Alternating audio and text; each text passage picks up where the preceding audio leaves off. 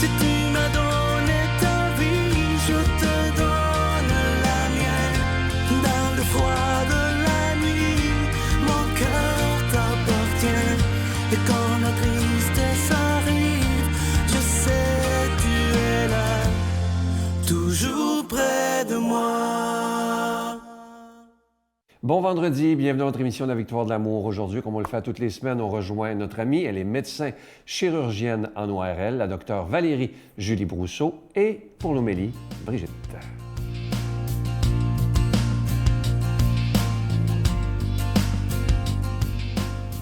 Bonjour, ici la docteure Valérie Julie Brousseau avec la chronique Nomade du désert.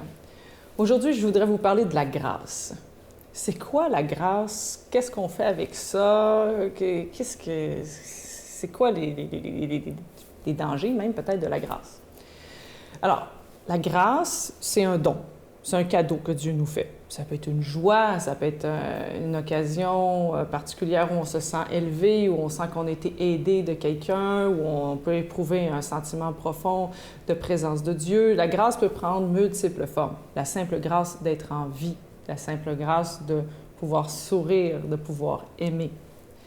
Alors moi, j'aime bien penser à la grâce comme l'eau dans un ruisseau. Alors nous, on est le lit du ruisseau.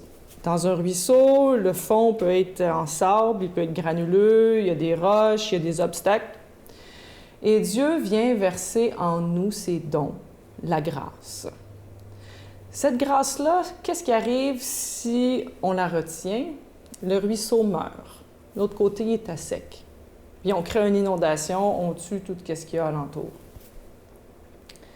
C'est important. Ça fait partie d'un des problèmes qu'on a avec la grâce. C'est qu'on veut essayer de s'accrocher, de retenir ce qui nous est donné, notre petite jouissance, notre petit plaisir, notre petit don de Dieu. Et on oublie que la grâce, c'est pas faite pour être retenue. La grâce, c'est faite pour couler. La grâce, par définition, quand elle est bien accueillie, elle porte des fruits, elle donne vie. Pas seulement à nous, mais à d'autres alentours. La grâce, c'est faite pour couler. C'est comme le ruisseau. Quand le ruisseau coule, au bout du ruisseau et à l'intérieur du ruisseau, il y a des herbes qui poussent, il y a des fleurs, il y a des plantes, il y a des animaux qui s'abreuvent. Ça donne vie à d'autres. Ça ne fait pas juste créer un ruisseau, ça crée tout un écosystème autour. Alors, première chose, ne pas essayer de retenir ou de mettre un barrage à la grâce. Ne pas essayer non plus de mettre mainmise sur la grâce. Si vous essayez de boire le ruisseau, vous finirez jamais. C'est pas un lac, c'est un ruisseau. Ça coule, ça finit pas. OK? Il faut comprendre aussi que dans ce ruisseau, ça vient pas juste de nous, ça vient de tout ce qui nous précède, de tous les autres autour de nous, qui eux aussi font couler leur grâce en nous. Des gens qui nous aiment, des gens qui prient pour nous, des gens qui nous précèdent, des gens avec qui on vit. Et si on s'approche de ce ruisseau, la chose la plus belle et peut-être la plus importante avec la grâce, c'est de s'attarder à l'entendre chanter. Comment elle chante ce ruisseau? Bien évidemment parce qu'il y a des petites chutes, il y a des défauts, il y a des roches, il y a des obstacles qui sont intrinsèques dans notre être, nos imperfections. Et c'est ça qui permet au ruisseau de chanter. C'est que la grâce est plus grande que nos imperfections, la grâce est plus grande que nos péchés, que nos erreurs. Et c'est ça qui fait chanter le ruisseau et c'est ça qui fait la beauté autour.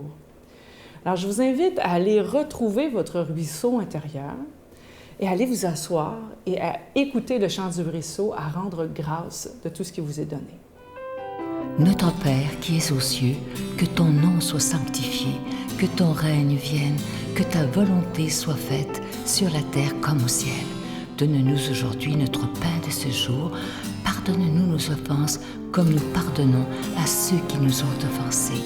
Ne nous laisse pas entrer en tentation, mais délivre-nous du mal, car c'est à toi qu'appartient le règne, la puissance et la gloire pour les siècles des siècles.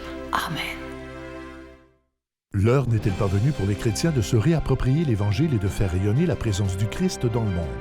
Pour une révolution spirituelle du Père Michel Marie, les 13 commandements de l'urgence évangélique, disponibles dans toutes les bonnes librairies du Québec aux éditions Artege. Je continuerai à croire, même si tout le monde perd espoir. Je continuerai à aimer, même si les autres parlent de haine. Je continuerai à construire, même si les autres détruisent. Je continuerai à parler de paix, même au milieu d'une guerre. Je dessinerai des sourires sur des visages en larmes et je tendrai les bras à ceux qui se sentent épuisés. Oui, je continuerai à croire.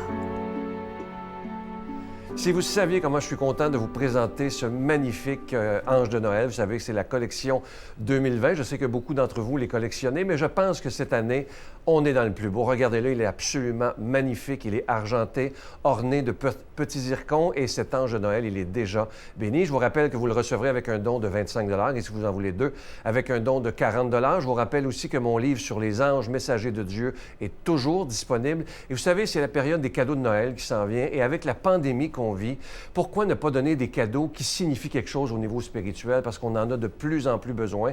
Alors peut-être moins de bébelles, mais plus de choses spirituelles qui vont faire du bien aux gens autour de vous. Je vous donne l'adresse. La Victoire de l'amour, case postale 120, succursale Boucherville à Boucherville, le J4B 5E6, je vous la redonne. La Victoire de l'amour, case postale 120, succursale Boucherville à Boucherville, le J4B 5E6. Également par téléphone, par carte de crédit du lundi au vendredi de 8h30 à 16h30 dans le 514-523-4433, 523-4433 ou sans frais le 1-888-811-9291, 1-888-811-9291 et aussi sur notre site Internet, le www.lavictoiredelamour.org. Alors, je vous rappelle cet Ange de Noël en épinglette orné de zircon. Et je vous rappelle aussi que le livre des anges messagers de Dieu est toujours disponible. Alors, si vous voulez des deux, c'est avec un don de seulement 40 $. Merci de tout cœur cette année de faire des cadeaux qui ont du sens et un sens spirituel avec la pandémie qu'on vit présentement. Merci de votre grande générosité.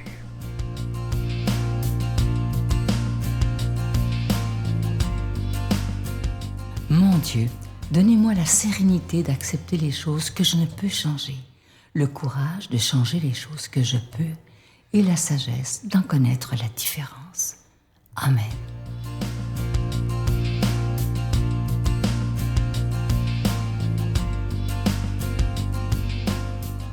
Bonjour à tous. J'espère que vous êtes prêts à écouter les conseils du Seigneur aujourd'hui pour notre vie avec l'argent. Jésus dit à ses disciples, « Un homme riche avait un gérant qui fut accusé devant lui de dilapider ses biens. Il le fit appeler et lui dit, « Qu'est-ce que j'entends dire de toi? Rends les comptes de ta gestion, car désormais, tu ne pourras plus gérer mes affaires. » Le gérant se dit alors en lui-même, « Que vais-je faire, puisque mon maître me retire la gérance? Bêcher, je n'en ai pas la force. Mendier, j'en ai honte. Je sais ce que je vais faire pour qu'une fois écarté de la gérance, il y ait des gens qui m'accueillent chez eux. » Il fit venir alors un par un les débiteurs de son maître et il dit au premier, « Combien dois-tu à mon maître? » Celui-ci répondit, « 100 jarres d'huile. » Le gérant lui dit, « Voici ton reçu. Vite, assis-toi et écris 50. » Il dit ensuite à un autre, « Et toi, combien dois-tu? » Celui-ci répondit, « 100 sacs de blé. » Le gérant lui dit, « Voici ton reçu et écris 80. » Et le maître fit l'éloge du gérant trompeur, parce qu'il avait agi avec habileté. En effet, ceux qui appartiennent à ce monde sont plus habiles vis-à-vis de leurs semblables que ceux qui appartiennent à la lumière. Eh bien moi, je vous dis, faites-vous des amis avec l'argent trompeur, pour qu'une fois celui-ci disparu, ses amis vous accueillent dans les demeures éternelles. Acclamons la parole de Dieu. Louange à toi, Seigneur Jésus. Je ne sais pas si vous êtes comme moi, en tout cas j'espère que non par rapport à l'argent, parce que je ne l'ai pas pantoute l'affaire, mais pas pantoute. Pas du tout pour mes amis français qui nous écoutent. Alors, je me fie, moi, pour gérer mes affaires, pour gérer l'argent, pour essayer de gérer ça du mieux qu'on peut. Je me fie à mon mari. J'y ai tout confié ça. Moi, j'ai une tendance à un petit peu trop dépenser pour mes moyens et lui, il voit juste. J'aimerais ça être rusé parce que le Seigneur, c'est ça qu'il nous dit. Il dit, vous là, mes enfants, là, vous connaissez les demeures éternelles, vous connaissez le royaume de Dieu. Eh bien, pourquoi vous qui connaissez le royaume de Dieu, vous n'êtes pas aussi rusés de le faire connaître, de faire connaître toutes les façons d'y accéder que les enfants sur Terre sont rusés de faire connaître toutes les entourloupettes de l'argent. Alors, je me suis posé la question, je suis allée voir dans ce qui précédait, puis qu'est-ce qui précède cette parabole du gérant habile? Ce qui précède, c'est la parabole du fils retrouvé, l'enfant prodigue. Et ça m'a dit, « Ah, mon Dieu, mais tu nous as tout donné en Jésus. » Puis nous, on est là, puis on se débat pour essayer de connaître, comment connaître ton royaume, Seigneur, comment le vivre. Mais tu nous as tout donné en Jésus, comme le Père avait tout donné à son Fils. Le Seigneur nous a tout donné. On n'a pas besoin d'entourloupettes. Ce qu'on a besoin, c'est de demander l'Esprit Saint et de dire oui à cet héritage. On n'a même plus besoin d'être rusé. Non! On a juste à ouvrir les bras et à recevoir. Dire, Seigneur, viens en moi. Donne-moi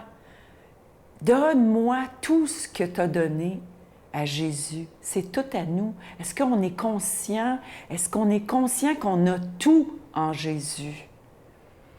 C'est avec ça qu'il faut aller aujourd'hui. Puis je demande au Seigneur de nous donner cette grâce de tout recevoir.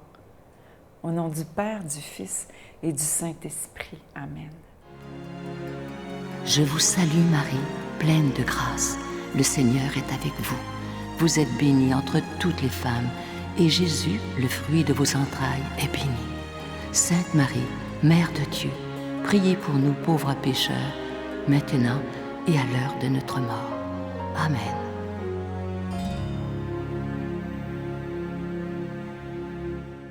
Je vous invite vraiment à ne pas manquer l'émission de ce dimanche. On rend hommage à un grand homme, quelqu'un que j'ai tellement aimé, Jean-Marc Chaput, avec son épouse Céline et sa fille Geneviève. Vous allez voir des beaux moments. C'est un couple qui s'aimait tellement. Pouvez-vous imaginer perdre l'amour de votre vie après 70 ans que vous vous connaissez? C'est pas facile pour Céline présentement, mais elle a eu un grand courage de venir en studio pour rendre hommage à son mari qui a tellement fait de bien sur cette planète. Alors ne manquez pas ça, je vous souhaite une belle journée, une belle fin de semaine et malgré tout, on garde le sourire. Bye. Mais il faut que tu l'aimes la vie, il faut que tu meurs dans la vie. Comme chantait Michel tout à l'heure, mort dans vie, sacrifice, embarque.